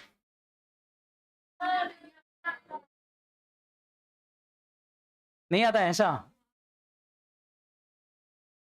चलो तो पहले सिंगल एंट्री वाला देते हैं, फिर उसके बाद एनपीओ कर लेते हैं। अरे मैडम नालायक हो, कौन सा तुमको अच्छा आता है? पार्टनरशिप अच्छा होता है कभी कभी। 11 12 पढ़ना पड़ती है बेटा। पार्टनर्स कौन होते हैं? पार्टनर्स पार्टनर्स होते हैं, और क्या। चलो अभी पहले सिंगल एंट्री कर लेते हैं, आराम से करवा दूं इसको। ये क्या हो गया इसको? बेटा सिंगल एंट्री का मतलब क्या है? सिंगल एंट्री मतलब incomplete information of account, account की इनकम्प्लीट इंफॉर्मेशन। मतलब एक ऐसे ऑर्गेनाइजेशन जो पूरी तरह से अकाउंटिंग नहीं करते हैं या अकाउंटिंग करते ही नहीं है, उनको हम बोलते हैं बेटा कि उन्होंने सिंगल एंट्री सिस्टम फॉलो कर रखा है। क्या फॉलो कर रखा है? सिंगल एंट्री सिस्टम फॉलो कर रखा है। तो इसका एक नाम और है, accounting for incomplete record. Incomplete record को ही क्या बोलते हैं बेटा? सिंगल एंट्री बोलते हैं। दो रीजंस होते हैं सिंगल एंट्री सिस्टम के। कितने रीजंस होते हैं बेटा? दो। अब आप बोलोगे सर दो रीजन कौन कौन से? कई बार इंटेंशन और कई बार विदाउट इंटेंशन होता है काम। विथ इंटेंशन और दूसरा कौन सा होता है? Without intention. विथ इंटेंशन मतलब मेरे को बुक्स ऑफ अकाउंट रखना ही नहीं। क्यों नहीं रखना? जरूरत ही नहीं है। आप बताओ, यहाँ चाय पीने जाते हो, टपरी पे जाओ और टपरी पे जो चाय वाला है अपना उससे पूछो कि भैया तू बुक्स ऑफ अकाउंट मेंटेन रखता है क्या? पूछना उससे। उसने बोला तेरी कैश बुक दिखा, जनरल दिखा, लेजर दिखा। तो बोलेगा कि क्या गवर्नमेंट ने कंपलसरी कर रखा है बुक्स ऑफ अकाउंट रखना? आप बोलोगे नहीं, तो बोले मैं क्यों रखूं? तो बुक्स ऑफ अकाउंट रखते ही नहीं। लेकिन उससे बोलो कि भाई भैया तुम इतना बड़ा बिजनेस चलाते कैसे हो, याद कैसे रखते हो? तो बोलता देखो भैया मैं कुछ चीजें मैनेज कर लेता हूँ। कुछ चीजें क्या कर लेता हूँ? मैनेज कर लेता हूँ। कुछ चीजें मैनेज कर लेता हूँ, कुछ चीजें मैनेज कर रखी हैं, बाकी सब कुछ मैनेज नहीं कर रखी। क्लियर है कि नहीं? लो बिल्कुल, इनके हम क्वेश्चन सॉल्व करेंगे, बट इतना सबको समझ में आएगा कि नहीं? तो वो क्या कर रहा है? With intention he books of account को मेंटेन नहीं कर रहा। अगर वो बिना इंटेंशन के ही बुक्स ऑफ अकाउंट मेंटेन नहीं कर रहा तो हम बोलेंगे with intention he single entry पर है। कई लोग क्या करते हैं बेटा, डबल एंट्री सिस्टम रखते हैं। जैसे फॉर एग्जांपल अपनी एकेडमी की बात करूं तो डबल एंट्री सिस्टम पर मेंटेन। दूसरे ऑर्गेनाइजेशन की बात करें, डबल एंट्री सिस्टम मेंटेन है। आपने एक बिजनेस चालू किया, आप तो चार्टर्ड अकाउंटेंट हो, बताओ बुक्स ऑफ अकाउंट मेंटेन करोगे कि नहीं करोगे? करेंगे। आपने बुक्स ऑफ अकाउंट मेंटेन करी, 31 मार्च के दिन सुनामी आई, तुमको छोड़ के सब बहा ले गई। अब बताओ, आपके रिकॉर्ड तो थे, लेकिन क्या आप रिकॉर्ड हैं? क्या बोलोगे? लेकिन सब भूल गए क्या? नहीं, कुछ तो याद होगा। कहां से? जैसे बैंक स्टेटमेंट निकलवा लोगे तो बैंक का बैलेंस तो पता चल जाएगा कि बैंक में कौन कौन से ट्रांजेक्शन हुए थे। तो कुछ इंफॉर्मेशन है, लेकिन कुछ इंफॉर्मेशन नहीं है। क्या बोलोगे? हम भी सिंगल एंट्री पे आ गए। तो विदाउट इंटेंशन आप सिंगल एंट्री पे आ गए कि नहीं? मतलब जब भी आपके पास बुक्स ऑफ अकाउंट अवेलेबिलिटी नहीं होती है, या कुछ इंफॉर्मेशन है कुछ इंफॉर्मेशन नहीं होती है, तो उसको हम बोलते हैं सिंगल एंट्री सिस्टम। कई बार ऐसा होता है, इनकम टैक्स की रेट पड़ी और वो आपकी कैश बुक उठा लेगा, आपका लेजर उठा लेगा, तो आप डबल एंट्री से किस पे आ गए? Single entry. समझ में आया कि नहीं? बेसिकली सिंगल एंट्री को 3 तरीके से बताया गया है कि 3 तरीके से सिंगल एंट्री सिस्टम होते हैं। एक होता है pure single entry system. Pure single entry system मतलब एक ऐसा सिंगल एंट्री सिस्टम जिसमें केवल डेटर और क्रेडिटर के अकाउंट ही मैनेज किए जाते हैं। केवल किसके? फटाफट बोलो। डेटर और क्रेडिटर। पर्सनल अकाउंट, ध्यान रखना, पर्सनल अकाउंट मतलब डेटर एंड क्रेडिटर। वो अकाउंट जिसमें हम डेटर और क्रेडिटर के अकाउंट ही मैनेज करते हैं, बाकी किसी की अकाउंटिंग नहीं करते, तो वो सिस्टम कौन सा कहलाता है बेटा? Pure single entry system. In general छोटे लोग यही करते। जैसे मैं बोल रहा था टपरी वाला, चाय की टपरी वाले से अगर पूछा जाए कि भैया तू क्या मैनेज करता, तो बोलता है मैं कुछ लोगों को उधारी में चाय बेचता हूँ। जैसे फॉर एग्जांपल पेस एकेडमी में चाय आती, महीने भर में सेटलमेंट होता है, तो भाई हिसाब रखता है कि कितनी चाय गई पेस एकेडमी में। बात समझ में आई कि नहीं? बाकी चीजों का मैनेज नहीं करता। अब कैश में खरीदोगे नहीं लिखेगा, लेकिन उधारी में खरीदोगे तो लिख लेगा। लेकिन केवल कौन सा? फटाफट बोलो। डेटर और क्रेडिटर। दूसरा होता है बेटा सिंपल सिंगल एंट्री सिस्टम, जिसमें डेटर क्रेडिटर के अलावा वो कैश बुक भी मैनेज कर ले। क्या रख ले? फटाफट बोलो। Cash book. डेटर क्रेडिटर तो रखे, साथ ही साथ क्या रख ले? फटाफट बोलो। कैश बुक रख ले। तो उसको हम क्या बोलेंगे? फटाफट बोलो। Simple single entry system. समझ में आया कि नहीं? और लास्ट, अगर हम डेटर क्रेडिटर कैश बुक के अलावा सारी सब्सिडी नहीं, कुछ सब्सिडी बुक्स को मेंटेन कर लूं, बात समझ में आई कि नहीं? जैसे परचेज बुक भी रखी हुई है या सेल्स बुक भी रखी हुई है, कुछ सब्सिडी बुक, कुछ एडिशनल बुक्स भी रखी हुई हैं, तो हम बोलेंगे वो कौन सा हो गया बेटा? Quasi single entry system. तो कितने हो गए? 3। कौन कौन से? प्योर, सिंपल और कॉसी सिंगल एंट्री सिस्टम। कुल मिला के कितने अकाउंट हो गए बेटा? 3 तरीके से बुक्स ऑफ अकाउंट को मैनेज किया जाता है। अच्छा, ये केवल थ्योरेटिकल है, इसका कोई प्रैक्टिकल से लेना देना नहीं है। जब आप सिंगल एंट्री सिस्टम पे बुक्स ऑफ अकाउंट मैनेज करते हो, तो फिर प्रॉफिट कैसे निकालोगे? मतलब उसके पास बुक्स ऑफ अकाउंट है ही नहीं, और वो आपके पास आए, आप चार्टर्ड अकाउंटेंट बन गए, और वो आपके पास आए और आके बोलता है भैया मेरा प्रॉफिट निकाल दो, हमने सुना तुम सीए हो। तुम क्या बोलोगे? बुक्स ऑफ अकाउंट ला। वो बोलता है ये क्या होती? तो तुम क्या बोलोगे? भाई कुछ तो हिसाब किताब रखा होगा। बोलता है नहीं, सब कुछ नहीं रखा।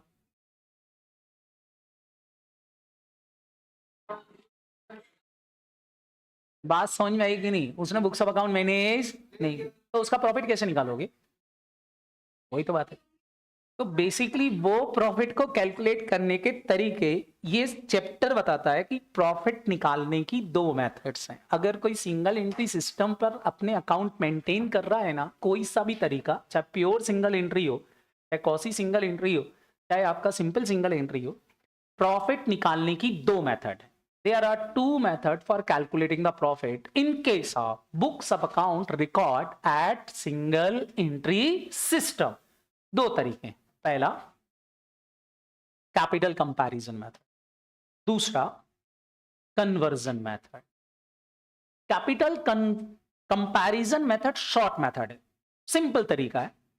कन्वर्जन मेथड ये बोलती है कि भैया आप उसके सिंगल एंट्री को डबल एंट्री बना दो, और डबल एंट्री बना के बुक्स ऑफ अकाउंट बना के लिख करके फिर प्रॉफिट निकालो। मतलब उसने बुक्स ऑफ अकाउंट नहीं लिखी थी, तो उससे पूछ पूछ के बुक्स ऑफ अकाउंट पहले लिखो, लिख करके प्रॉफिट और लॉस निकालो। वो कौन सी मेथड हो गई? कन्वर्जन। कन्वर्जन का मतलब क्या है? Single entry are converted into double entry, then calculate the profit. समझ में आया कि नहीं? सिंगल एंट्री को पहले किस में कन्वर्ट करो? डबल एंट्री में, फिर कैलकुलेशंस करो प्रॉफिट और लॉस का। तो वो मेथड कौन सी कहलाने लगेगी? कन्वर्जन। कैपिटल कंपैरिजन मेथड कौन सी होती है बेटा? जिसमें आपको बुक्स ऑफ अकाउंट मैनेज करने की जरूरत नहीं है, पूछ पूछ के प्रॉफिट और लॉस निकाल दो। कैसे? उससे पूछो भाई तूने धंधा कितने से चालू किया था, वो बोलता भैया 10 लाख रुपए से। उससे बोलो आप कितने रुपए हैं, तो बोल रहा 15 लाख रुपए है, तो उससे बोलूंगा भाई 5 लाख का प्रॉफिट हो गया, भाग यहाँ से, फीस दे दे मेरी 500 रुपए। बात समझ में आई कि नहीं? खाली किसको कंपेयर करो? कैपिटल को। किसको कंपेयर करो? कैपिटल। कैपिटल कंपेयर करके क्या निकाल सकते हो? प्रॉफिट और लॉस। कौन सी कैपिटल बेटा? ओपनिंग कैपिटल और क्लोजिंग कैपिटल। ओपनिंग कैपिटल और क्लोजिंग। अब बेटा कैपिटल निकालते कैसे हैं? तो कैपिटल निकालने का फॉर्मूला आप सारे बच्चों ने पढ़ रखा है। कैपिटल इक्वल टू क्या होता था? Asset minus liability. असेट में से लायबिलिटी माइनस कर दो बैलेंस शीट में, तो क्या आ जाती थी? जोर से बोलो। कैपिटल आ जाती थी। मतलब अगर मैं किसी बिजनेस की सारी असेट और सारी लायबिलिटीज पता हो तो मैं क्या कर सकता हूँ? प्रॉफिट और लॉस निकाल सकता हूँ। भाई एक चाय का टपरी वाला तुम्हारे पास आया और बोलता मेरा प्रॉफिट और लॉस निकालो, कुछ नहीं करना, उसकी टपरी पे जाना, कितनी एसेट रखी देख लेना। बोलो आया ना? तो पूछ लो ये कितने का खरीदा था, ये कितने का खरीदा था, ये कितने का खरीदा था, ये कितने का खरीदा था, डेप्रीसिएशन एप्रीसिएशन लगा करके उनकी क्लोजिंग बैलेंस निकाल लो। बोलो आया ना? असेट आ गई। बोलो। फिर उससे पूछो किसी को पैसा चुकाना है क्या धंधे का? बोले हाँ। चाय पत्ती का पैसा चुकाना है सप्लायर को, तो उससे बोले कितना चुकाना? बोले इतना। लोन लिया था? बोले नहीं। या लिया था? हाँ। तो लायबिलिटी पता कर लो, और क्या पता कर लो? फटाफट बोलो। असेट। असेट तो दिखी जाएंगी। बोलो। सारी असेट में से सारी लायबिलिटी माइनस कर दोगे तो क्या आ जाएगी? कैपिटल। तो क्या आपको कैपिटल मिल गई कि नहीं? बोलो। जो कैपिटल आपने निकाली वो आज की है, उससे ये पूछ लो जब तुमने धंधा चालू किया था तब कितने लगाए थे, उस दिन की कैपिटल बता देगा। उस दिन की कैपिटल और आज की कैपिटल को जब कंपेयर करोगे तो वो आपका क्या कहलाएगा? प्रॉफिट, जो आपने कमाया होगा। क्लियर है कि नहीं? लेकिन वो जो प्रॉफिट आया उसमें थोड़ा सा ये भी पूछ लो, क्या बीच में कोई कैपिटल और नहीं तो लगाई थी? बोलता हाँ हाँ बीच में कुछ कैपिटल और लगाई थी, तो फिर पूरा प्रॉफिट नहीं है। उसमें से जो बीच में कैपिटल लगाई थी उसको एडिशनल कैपिटल बोलते हैं। क्या बोलते हैं उसको? उस प्रॉफिट में से एडिशनल कैपिटल क्या कर दो? माइनस। फिर उससे पूछो ऐसा तो नहीं कुछ पैसा बिजनेस से घर ले गए थे? बोले हाँ। घरवाली का खर्चा कौन उठाता? तो यहाँ से कुछ पैसा घर भी ले जा रहे थे। कितना ले गए थे? बोले 60,000। वो भी जोड़ दो क्योंकि वो भी कमाया होगा। बोलो हाँ है ना? तो जब आप जोड़ते हो तो आपके पास क्या आ जाता है? Total profit. तो प्रॉफिट निकालने का तरीका क्या हो गया? क्लोजिंग कैपिटल में से सबसे पहले क्या माइनस कर दोगे? Opening capital. क्लोजिंग कैपिटल में से क्या माइनस कर दोगे? सारे बच्चे बताओ। Opening capital. क्या माइनस कर दोगे? Opening capital.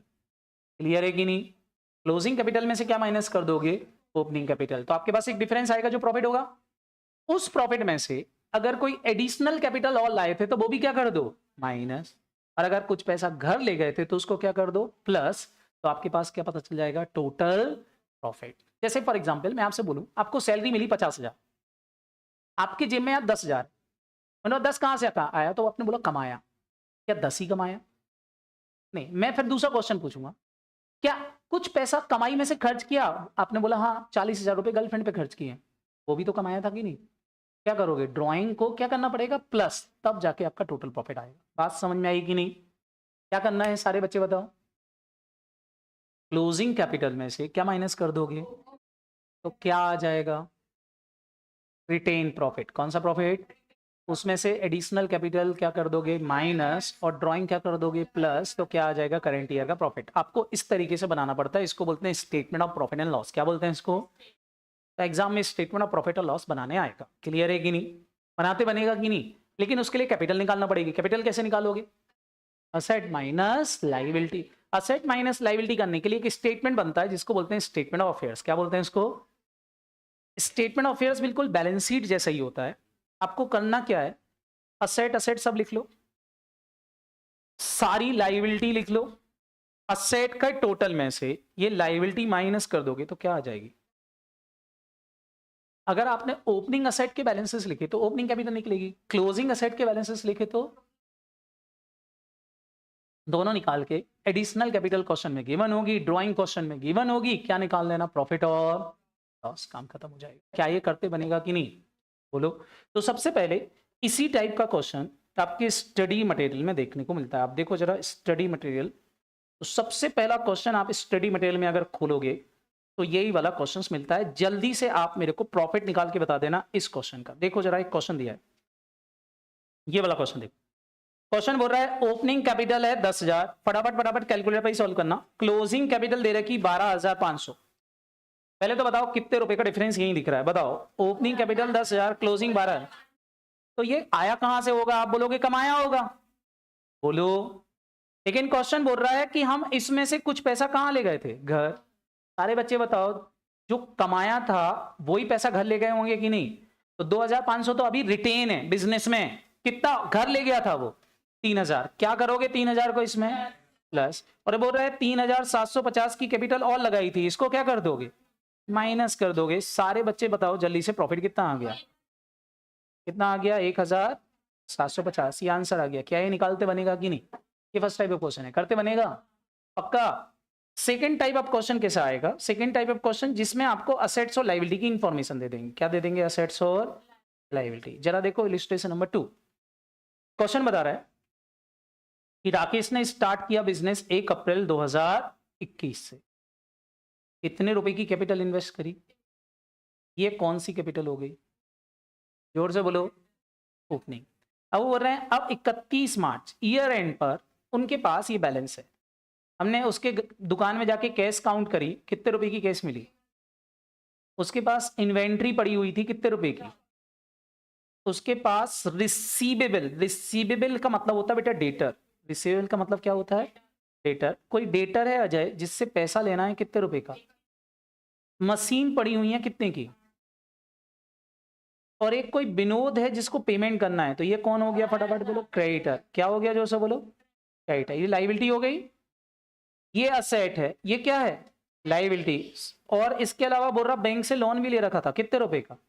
10,000। तो एक और लायबिलिटी हो गई। क्या करोगे सारे बच्चे बताओ? सारी असेट का टोटल लगा के उसमें से ये 2 लायबिलिटी क्या कर दो? माइनस करना। जरा दोनों लायबिलिटी माइनस। कितने रुपए की कैपिटल आ गई? बोलो कितनी आई बेटा? 1,32,000। कौन सी कैपिटल हो गई? क्लोजिंग। अच्छा, ओपनिंग कैपिटल क्वेश्चन में दी थी, कितनी दी थी? सारे बच्चे बताओ। माइनस कर दोगे, क्या आ जाएगा? 32,000। क्या आया पहले तो ये बताओ? रिटेन प्रॉफिट आया, जो तो बिजनेस में रुका हुआ है। इतना प्रॉफिट तो कहाँ रखा हुआ है? बिजनेस में। क्या ये कुछ पैसा घर में भी ले गया था? कितने रुपए?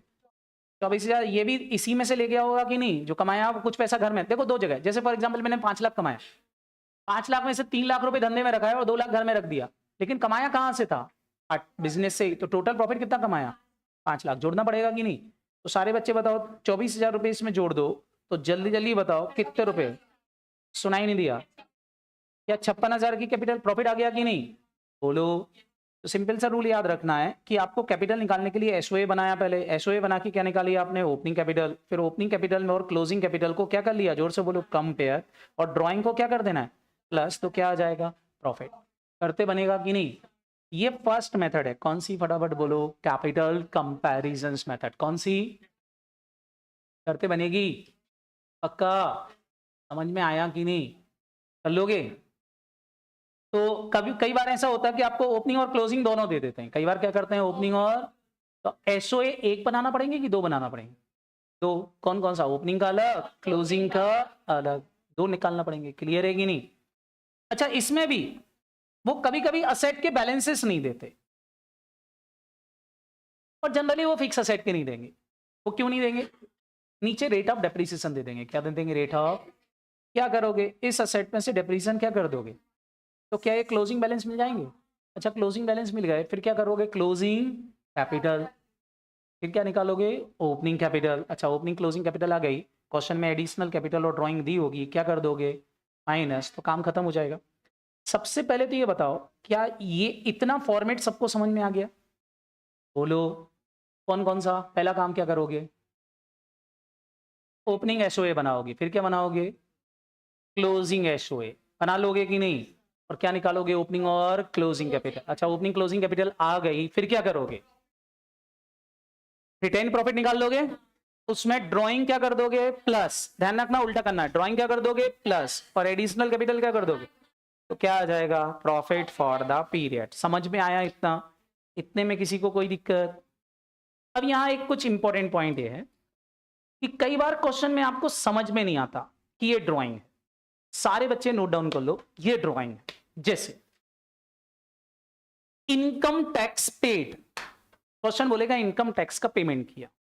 सारे बच्चे बताओ, इनकम टैक्स का पेमेंट किया तो इनकम टैक्स बिजनेस पे लगता है कि ओनर पे लगता है? ऑनर, क्योंकि बिजनेस तो जो है वो लीगल एंटिटी नहीं है। बात समझ में आई कि नहीं?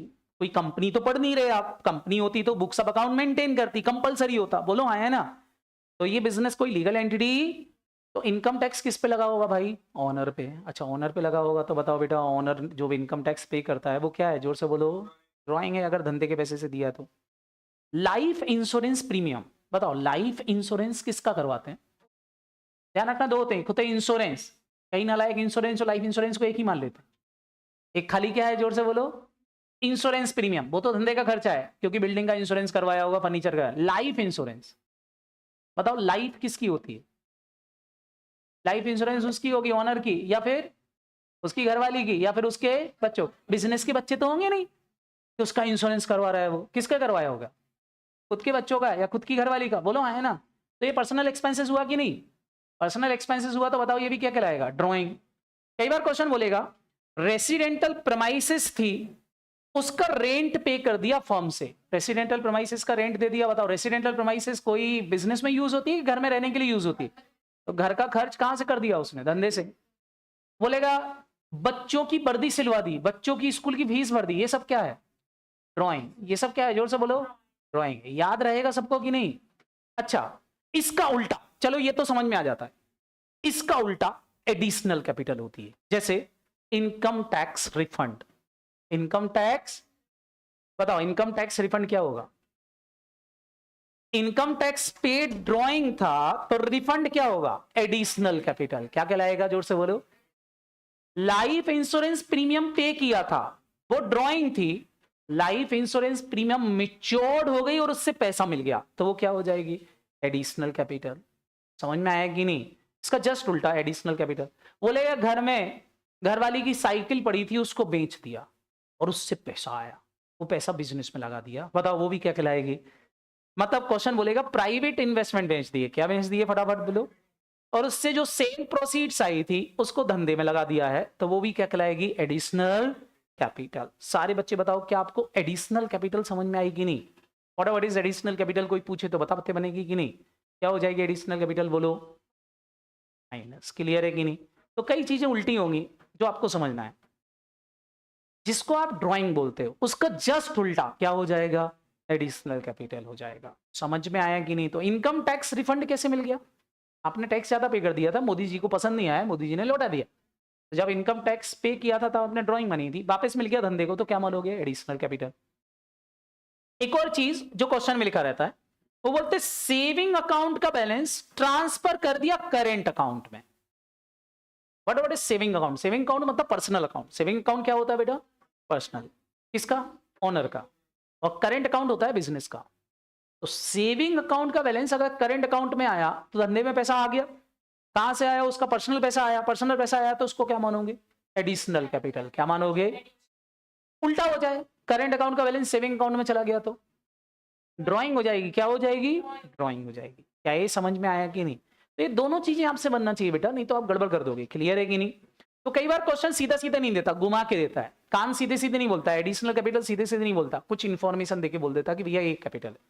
क्वेश्चन बोलेगा कि LIC मैच्योर्ड हो गई थी और उसका पैसा बिजनेस में लगा दिया, क्या बोलोगे उसको? जोर से बोलो। Additional capital. क्वेश्चन बोलेगा प्राइवेट इन्वेस्टमेंट कर रखे थे कहीं, कहां पर? अंबानी जी की कंपनी में, और अंबानी जी की कंपनी के जो प्राइवेट इन्वेस्टमेंट थे उनको बेचा और बेच के पैसा बिजनेस में ले आया, क्या मानोगे? समझ में आया कि नहीं? पक्का? वो बोलेगा धंधे से गर्लफ्रेंड को गिफ्ट दिला दिया, क्या बोलोगे? पक्का? समझ में आया कि नहीं? धंधे से भिखारी को लोगों को डोनेशन दे दिया, क्या बोलोगे? ये ड्राइंग नहीं है, ये खर्चा है बिजनेस का, इसका कुछ करने की जरूरत। कुछ चीजें ऐसी होंगी जो आपको समझना रहेंगी, ये धंधे से रिलेटेड होती है। क्या बिजनेस में कोई डोनेशन वोनेशन नहीं दे सकते क्या? नीचे कोई भिखारी आया उसको 10,000 रुपए दे दें तो कोई दिक्कत हो जाएगी क्या? समझ में आया कि नहीं? समझ में आया? तो उसको हम क्या बोलेंगे? डोनेशन। क्या दिया? जोर से बोलो। डोने आप। क्लियर है कि नहीं? बोलो बबलू भैया। ओ बबलू, नीचे एक भिखारी आया उसको 5 लाख रुपए दे दिए, और मैं खड़ा हो जाऊंगा। समझ में आया कि नहीं? क्या बोलोगे? डोनेशन। सब क्या है? डोनेशन। डोनेशन डोनेशन नहीं होता बेटा। क्लियर है कि नहीं? हाँ, पर्सनल पर्पज से कोई डोनेट किया है तो वो ड्राइंग हो जाएगी। तो ध्यान रखना, बिजनेस के खर्चों को ड्राइंग नहीं मानना, बिजनेस की इनकम को कैपिटल नहीं मानना। समझ में आ रहा है कि नहीं? वो इग्नोर करोगे इस मेथड में। क्लियर है? आपको केवल कितनी चीजें चाहिए? 4। फोकस रखना, 4 चीजों के अलावा क्वेश्चन में कुछ भी दे रखा सब इग्नोर। क्या क्या? Opening capital, closing capital, additional capital और ड्राइंग। इनके अलावा क्वेश्चन में कुछ भी दिया, सेल परचेस कुछ भी दिया सब इग्नोर, कोई काम का। समझ में आया? इस मेथड में केवल 4 चीजें मिल जाएं तो मैं प्रॉफिट निकाल सकता हूं। याद रहेगा कि नहीं? ऐसा क्यों? क्योंकि बेटा ये वही है जो आप स्टेटमेंट बचपन में बनाते थे। ओपनिंग कैपिटल होती थी, क्या होती थी फटाफट बोलो? इसमें आप जोड़ते थे एडिशनल कैपिटल। क्या जोड़ देते थे फटाफट बोलो? क्या याद आया कि नहीं? क्या जोड़ते थे बेटा? और फिर इसमें से माइन प्लस करते थे नेट प्रॉफिट। क्या प्लस करते थे? और क्या माइनस करते थे? ड्रॉइंग। याद करो क्या माइनस कर देते थे? तो सारे बच्चे बताओ आपको कौन सी कैपिटल मिलती थी? क्लोजिंग। क्या मिलती थी? अब मैं आपसे बोल रहा हूं कि आपको ये दिया है, ये दिया है, ये दिया है, ये दिया है, और आपसे बोल रहा हूं कि ये निकालो, तो क्या करना पड़ेगा? उल्टा काम करना पड़ेगा कि नहीं? उल्टा कैसे? सारे बच्चे बताओ। जो चीजें प्लस हो रही थी वो क्या हो जाएगी? माइनस। और जो माइनस हो रही थी वो क्या हो जाएंगे? प्लस। कर दो तो आंसर आ जाएगा कि नहीं? बोलो। तो खाली प्रॉफिट निकालने के लिए हमको उल्टा करना है। क्या करोगे? इस क्लोजिंग कैपिटल में ड्राइंग क्या कर दोगे, और ये दोनों चीजें क्या कर दो, तो ये वाली वैल्यू आ जाएगी कि नहीं? तो उल्टा जाना है। समझ में आया कि नहीं? 4 चीजों के अलावा क्वेश्चन में कुछ भी दिया हो सब इग्नोर, अपने कोई काम का नहीं है। करते बनेगा कि नहीं? बोलो। अब इस मेथड में कई बार बेटा कुछ एडजस्टमेंट आ जाते हैं। क्या आ जाते हैं बेटा? जैसे बोलेंगे पीएफडीडी बनाना है, कोई बच्चा मेरे को पीएफडीडी की जनरल एंट्री बताएगा? कौन बता रहा है पीएफडीडी की जनरल एंट्री? अरे मैंने कुछ खतरनाक पूछ लिया क्या? आप फाइनल अकाउंट पढ़ लिया कि नहीं पढ़ा? पढ़ लिया ना फाइनल अकाउंट, तो उसमें पीएफडीडी की एंट्री नहीं सीखी? बताना general entry for PFDD. Very good. PFDD account debit to debtor. कितने बच्चे बोल रहे हैं वाली entry? Very good. Provision PNL से बनते हैं भाई लोग, प्रोविजन डेटर से नहीं बनता। क्या एंट्री होगी बोलो? PNL account debit to provisions for doubtful debts. Profit and loss account से बनता है, डेटर मीटर से नहीं बनता है प्रोविजन। डेटर में से माइनस होने का मतलब डेटर से एंट्री नहीं हो रही है, वो तो डिस्क्लोजर है। वो तो खाली क्या है बेटा? डिस्क्लोजर है। बहुत खतरनाक काम है अपने लिए। बैड डेट रिकवर की entry, cash account debit to, पक्का cash account debit to bad debt तो नहीं हो जाएगा? तो cash account debit to bad debt recover सही है क्या? कितने लोग बोल रहे हैं सही है? सही है। कोई बोल रहा गलत है? नहीं, ये पक्का सही है। क्या? Cash account debit to bad debt recover. Bad debt recover हमारे लिए इनकम है, पैसा आएगा। डेटर में पोस्टिंग होगी इसकी? नहीं, डेटर में कोई पोस्टिंग नहीं होगी, क्योंकि कैश और बैड डेट रिकवर दोनों अलग अलग अकाउंट है। समझ में आया कि नहीं? तो बेटा थोड़ा सा ध्यान रखना कि हमको जर्नल एंट्रीज थोड़ी सी आना चाहिए। अगर जर्नल एंट्रीज आती हैं तो अकाउंटिंग में कोई प्रॉब्लम नहीं होती। समझ में आएगी नहीं? तो सब गड़बड़ हो जाएगा। क्लियर? समझ में आया? क्लोजिंग स्टॉक की एंट्री बताना जरा। मैं कुछ गलत पूछ रहा हूं क्या? बताओ बताओ, जर्नल एंट्री बोलो क्लोजिंग स्टॉक की। क्लोजिंग स्टॉक की एंट्री नहीं होती, पूरा एंट्री नहीं होती, फिर आएगा कैसे? क्लोजिंग स्टॉक की एंट्री नहीं होगी तो आएगा कैसे अकाउंट में? Closing stock account debit to trading account या परचेस अकाउंट। परचेस में से माइनस करते हैं क्योंकि वो गुड्स अभी बिका नहीं है, तो मैचिंग कंसेप्ट के लिए एडजस्टमेंट एंट्री डालना पड़ती है। समझ में आया कि नहीं? बोलो। अच्छा चलो, प्रीपेड एक्सपेंसेस की एंट्री बताओ, कौन बताएगा? प्रीपेड एक्सपेंसेस की एंट्री कौन बताएगा?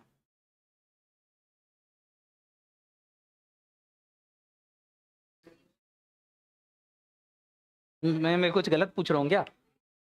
प्रीपेड एक्सपेंसेस की एंट्री बताओ। हाँ जी बोलिए।